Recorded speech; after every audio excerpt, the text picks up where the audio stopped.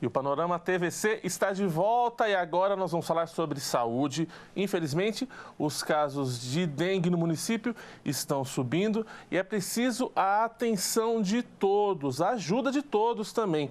Essa doença se espalha rápido e pode matar. Quem traz mais informações para a gente sobre esse assunto é o gerente da Vigilância Ambiental, o Luiz Alberto Féboli Júnior. Luiz, muito obrigado por estar nos atendendo aqui para falar sobre esse assunto tão importante para a nossa cidade, que é o combate à dengue. Ô Luiz, a gente fala há anos, há décadas, né, sobre a dengue, os riscos, como que o mosquito se prolifera e mesmo assim essa doença sempre dá as caras. Por que acaba acontecendo isso com a dengue, não só em Rio Preto, como no Brasil todo? Isso. Na verdade, o mosquito ele tem se tornado cada vez mais resistente, tanto aos produtos utilizados pela própria população, né, os produtos alternativos, como água sanitária, o próprio detergente, mas também aos inseticidas, né? Então, o mosquito é resistente. Antigamente, a gente lembra, a gente falava muito em água limpa e parada. Sim. Hoje a gente não tem a necessidade de água limpa. Mesmo em rede de esgoto, mesmo em água suja, o mosquito se prolifera sem problema. A gente tem encontrado até em material, em latas, onde tem material químico. Então, a gente percebe a resistência maior desse mosquito. Porém, os cuidados continuam sendo os mesmos, né? Em relação à água parada sempre. Ô Luiz, e também a quantidade de água não interfere, né? Em pequenas porções de água, o mosquito também consegue se proliferar, ou não? Sim, sim. Até uma simples tampinha de garrafa, num período de calor, se ela mantiver água por aproximadamente 5 dias, de 5 a 6 dias, já com certeza nós vamos ter todo o ciclo do mosquito, desde o ovo, a larva até o mosquito adulto. Então, uma pequena quantidade de água, num período chuvoso, onde essa água não vai evaporar, em 5 a 6 dias a gente já tem o ciclo completo. Então, qualquer quantidade de água é o suficiente. Ô Luiz, eu gostaria que você me corrigisse se eu estiver falando alguma besteira. Por que a gente tem uma impressão, quando a gente vai analisando ano a ano da evolução dos casos nas cidades e no Brasil, a impressão que daqui a alguns anos esses casos são menores, o impacto é menor e há alguns anos o impacto é muito grande.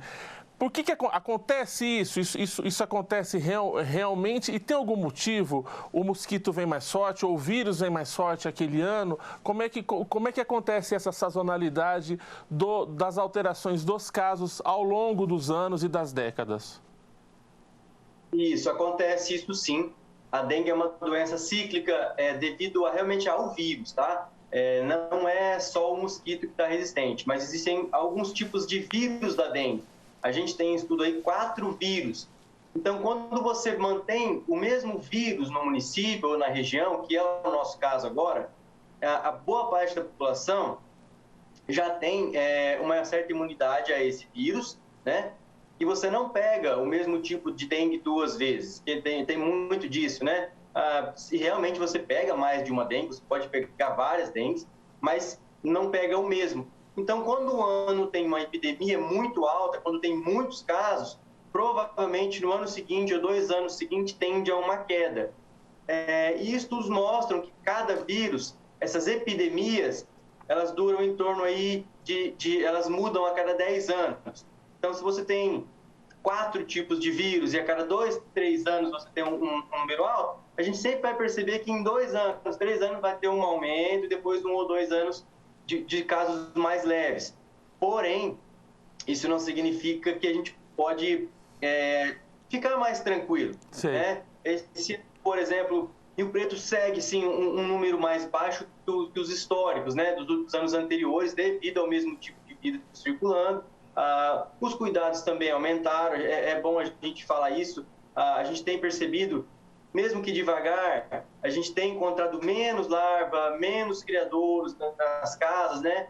É pouco ainda a diferença, mas existe. Então, isso já ajuda bastante, um investimento grande em educação, principalmente, desde as crianças já tem aí, há uns 5 anos que a Secretaria tem feito um trabalho grande com a educação. Eu acho que a gente vai colher um fruto disso daqui a um tempinho, isso vai melhorar, mas realmente é importante tomar cuidado, mesmo numa época dessa, num ano onde os casos são menores, nós já tivemos óbitos, né? E isso acaba sendo grave de qualquer forma. Como é que a gente está? Se a gente fizer um comparativo, algumas semanas atrás, a gente teve um aumento na incidência de casos aqui em São José do Rio Preto, no Brasil inteiro, mas em Rio Preto teve. Como que está a situação nesse momento, nesse começo de abril? Abril, historicamente, é um mês onde a gente tem talvez o maior número de casos, né? Devido aos casos que vêm, a gente faz esses exames, né? E devido à maior circulação desde o começo do ano. Se a gente comparar com os anos anteriores, por exemplo, março esse ano, nós fechamos aí com 440 casos, mas tem bastante investigação e esse número pode chegar a dobrar. Mesmo assim, se a gente comparar a março do ano passado, nós tivemos 4.000 casos, né, em março do ano passado. Ainda é um número muito abaixo do ano anterior. Abril deve ter um aumento, que é esperado. Fevereiro, março e abril são os meses onde tem esse aumento. E, na sequência, devido mesmo à escassez da chuva, a temperatura já começa a diminuir, nós já entramos no outono, né? Então, a tendência é que a temperatura diminua e as chuvas também diminuam. Então, isso ajuda bastante em relação à dengue. Então, a partir de junho, julho, esses números já caem bastante e só vão voltar a subir de novo a partir de novembro. A gente sabe que a Secretaria de Saúde, a Vigilância Ambiental, há anos estuda, se debruça sobre o impacto da dengue, sobre como ela circula pela cidade. Hoje em dia a gente consegue fazer um trabalho, Luiz, de identificação de bairros que são historicamente mais propensos à proliferação do mosquito e da doença e casos mais específicos de comércios ou de estabelecimentos que têm mais vocação, talvez, para servir de depósito de larvas, como borracharias, floriculturas, esse tipo de coisa. Existe esse trabalho aqui no município? Existe. Nós temos duas frentes em relação a isso. Existe uma equipe dentro da vigilância ambiental que é a equipe de pontos estratégicos.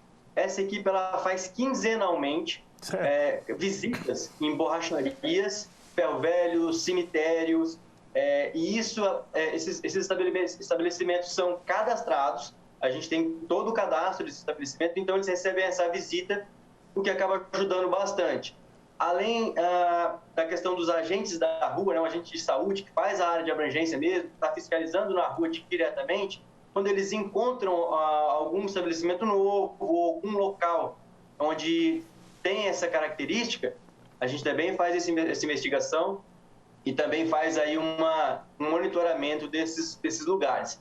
E a outra questão, em relação aos bairros, às áreas da cidade, né, a gente consegue sim levantar, a cada 3 meses a gente faz um levantamento que é o índice predial, que é aquela porcentagem de quantos que a gente encontrou de larvas, de criadouros, né, nas residências. E esse número ele tem mudado, ele tem diminuído um pouco, e o que mostrou para a gente talvez seja um pouquinho, uma diferença mínima, mas é notável em regiões da cidade. Já de muitos anos a gente encontrava, esse número é maior na Zona Norte, por exemplo, e hoje a gente percebe que em outros locais tem tido um aumento, e principalmente em condomínios. Tem uma área da cidade que é nova, que é muito grande, a cidade de 2, 3 anos ela tem um aumento muito grande em extensão. Dentro desses condomínios e bairros novos, esse número tem aumentado, ficando maior até de alguns bairros da Zona Norte que eram historicamente maiores. Entendi. A gente consegue traçar mais ou menos um perfil do vilão, um padrão da dengue, assim, onde é que ele aparece mais? São em piscinas? São em gente que tem um jardim muito grande? Onde é que é a maior prevalência dentro da casa das pessoas, ô Luiz, para a gente ficar atento a isso? A gente consegue sim, isso é um trabalho feito pelos próprios agentes, até quando eles fazem esse índice, eles marcam exatamente qual reservatório foi encontrado, qual recipiente. Então, novamente, a gente tem o dado de que o vaso de planta ainda é o nosso maior vilão, digamos assim, né? Certo. E o que preocupa a gente, ele vem na sequência, sim, os ralos de menor uso dentro da residência. Perfeito. Não é aquele ralo da área externa, é o ralo interno, e o bebedouro animal, que apareceu nos últimos anos, era uma coisa que nem aparecia para a gente, e que dos últimos 2, 3 anos ele fez uma diferença grande. É o terceiro lugar onde a gente mais encontra larva, ou seja, são recipientes que nem dependem da chuva. A gente tem aí o vaso de planta, onde a pessoa ali, o morador, ele vai molhar essas plantas diariamente, o bebedouro animal tem água constantemente, então são recipientes que a população precisa ficar muito atenta, porque não depende da chuva, é muito rápido, a água ali vai ser constante, então mesmo que o agente de saúde ele passar ali nessa residência 15 dias, 30 dias, vai ser pouco, isso vai depender do morador olhar esses recipientes. Para o pessoal lá de casa, não custa reforçar. Nesses 3 casos específicos, como é que a gente combate essa proliferação do mosquito? Eu posso ter planta em casa, posso ter cachorro, como é que eu faço para ser um agente positivo para não disseminar esse mosquito? Pode, a pessoa pode ter o animal, ela pode ter o vaso de planta, isso não é a questão. Existem algumas formas. Primeiro, nos vasos de planta, ela pode fazer aquele pequeno furo, né, nos vasos de plástico ali embaixo. Normalmente esses vasos já têm isso. E aquele pratinho que fica embaixo, normalmente é onde acha mais as larvas. Aquele pratinho ele pode ser completo com areia grossa, não deixando a água em contato ali com a superfície. Isso também facilmente resolve isso, ou eliminando a água diariamente.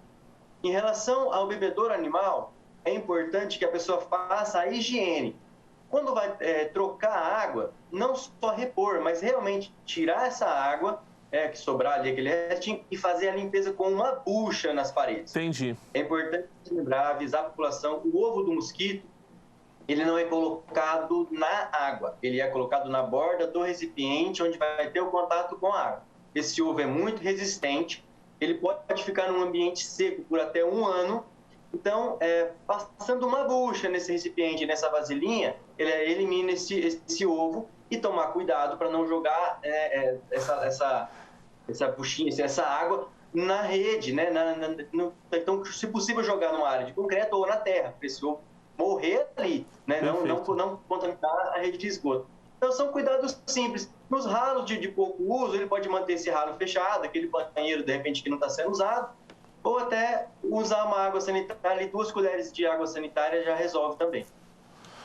Para o pessoal ter uma noção, fala um pouquinho sobre, Luiz, sobre o ciclo desse mosquito. Ele é um ciclo rápido, né? Então, às vezes eu acho, não, todo mês eu estou vendo aqui, um mês não dá conta, tem que ser semanalmente em casa. É isso? Tem que ficar de olho sempre? Isso, não dá para esperar a visita do agente de saúde. O ciclo, ele tem, a gente na literatura, né, os protocolos são de 7 dias. Isso em geral. Porém, em regiões mais quentes, como é o caso da nossa, principalmente agora no verão, ele diminui para até 5 dias.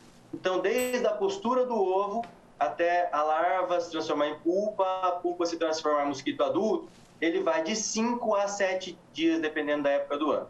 Esse ovo em si, ele pode ficar seco, como eu disse, por até 1 ano, dentro de um pneu ou qualquer recipiente, aguardando a água, mas a partir do momento em que ele entrou em contato com a água, são minutos a partir desse ovo eclodir.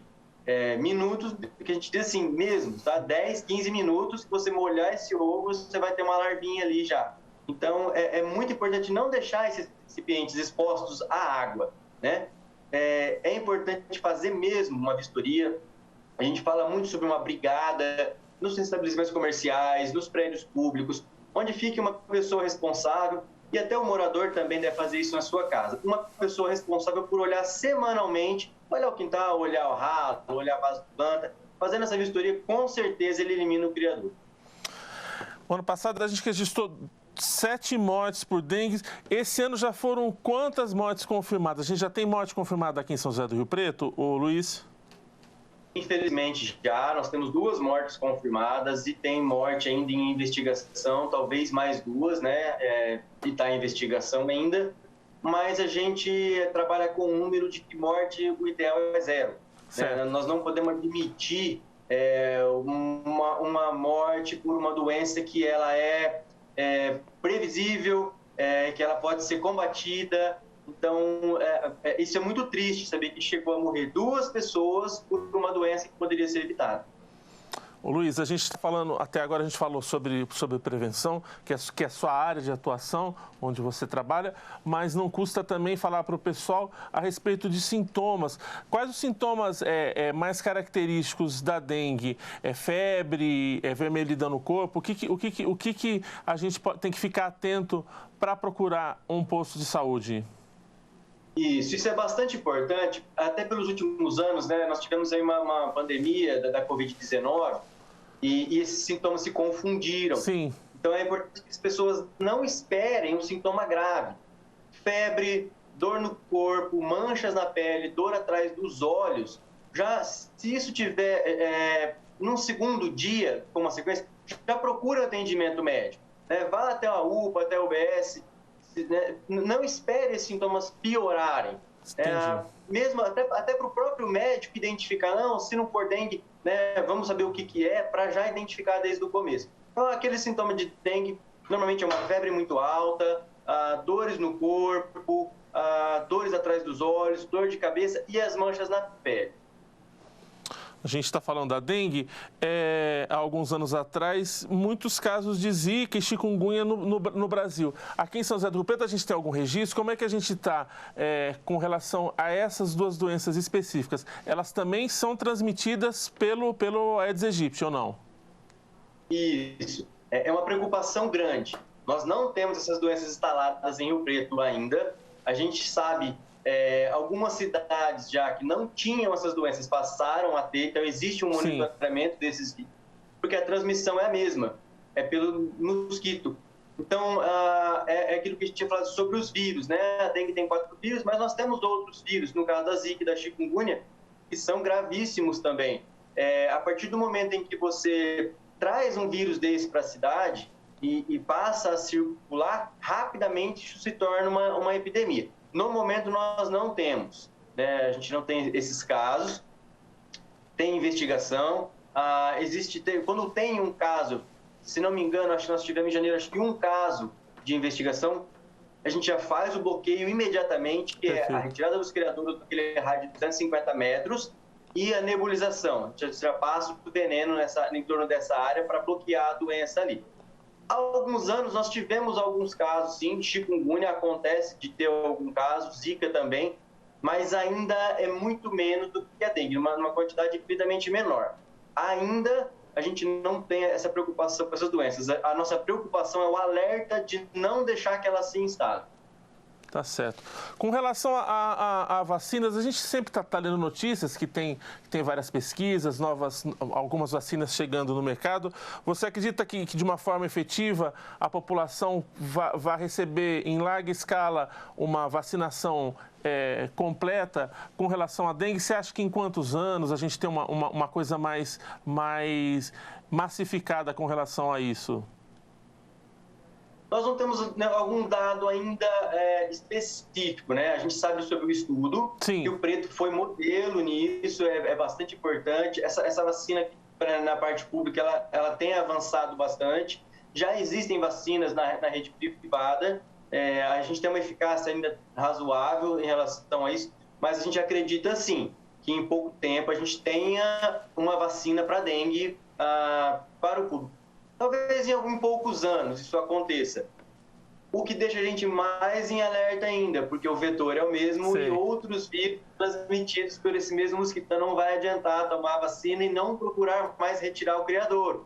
É importante para não ter outras doenças transmitidas pelo mesmo mosquito. Ô Luiz, para a gente ir encerrando o nosso papo aqui, na parte final, a vigilância ambiental faz algum trabalho, além das campanhas de marketing, as campanhas de conscientização, algum trabalho de base nas escolas? Gostaria que você falasse também da importância dos professores se discutir na sala de aula, esses cuidados que parecem tão simples e que a gente repete há tantos anos e que tem que ter uma rotina para a manutenção desses hábitos, desses bons hábitos. Tem algum trabalho específico da vigilância nas escolas? Tem sim. Nós começamos, antes da pandemia, nós já começamos esse trabalho de educação. Durante a pandemia, em parceria com a Secretaria de Educação, nas aulas online foi introduzido a dengue, não só a dengue, mas como escorpião, a leishmaniose e outros vetores também, né, outras doenças. E desde o começo desse ano, nós passamos a fazer uma feira de educação nas escolas. Então, vai uma equipe de agentes até a escola, eles dão palestra, eles mostram na prática como que é o criadouro, como que a larva se desenvolve. E conseguimos fazer isso em bastante escola. Está tendo uma ótima procura, né? As diretoras, os professores, eles aderiram a isso. E isso está sendo muito bom. A gente pensa que, de verdade, a melhor forma de se combater a dengue é com a educação. Então, essa parceria com a Secretaria de Educação tem dado muito resultado. A gente espera, sim, continuar esse trabalho durante o ano todo, não só em época de campanha ou só no verão, mas fazer isso durante o ano todo nas escolas.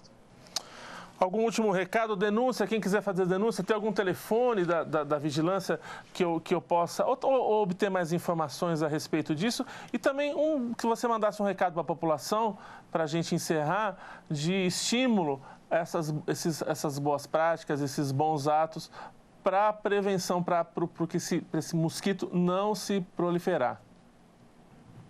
Existe sim esse canal de denúncia, eu acho importante. Às vezes a pessoa está ali vizinha de um imóvel abandonado, de um terreno, algum possível criadouro, né? Então ela pode entrar em contato com a secretaria, ela pode pegar pelo site ou por telefone. Nós temos um 0800, né? O 0800 770 5870. Entrando lá no nosso portal, a pessoa consegue pegar esse número. E o resto é realmente aquela trabalho de lição de casa, é fazer a vistoria no seu imóvel, é procurar esse criadouro ali dentro da sua casa, né? Não deixar nada que possa ter água parada por mais de uma semana. Normalmente as pessoas acham que esse mosquito vem de longe e ele não vem. Sim. É fato que quando às vezes um morador liga para a gente, quando ele está tendo muito pernilongo na minha casa, tendo muito mosquito, a gente encaminha uma equipe lá, provavelmente que é na própria residência. O mosquito ele se alimenta desse sangue, então ele não vai se movimentar em grandes distâncias. Então, se está tendo muito pernilongo na sua casa, pode procurar o criador que ele vai estar muito próximo.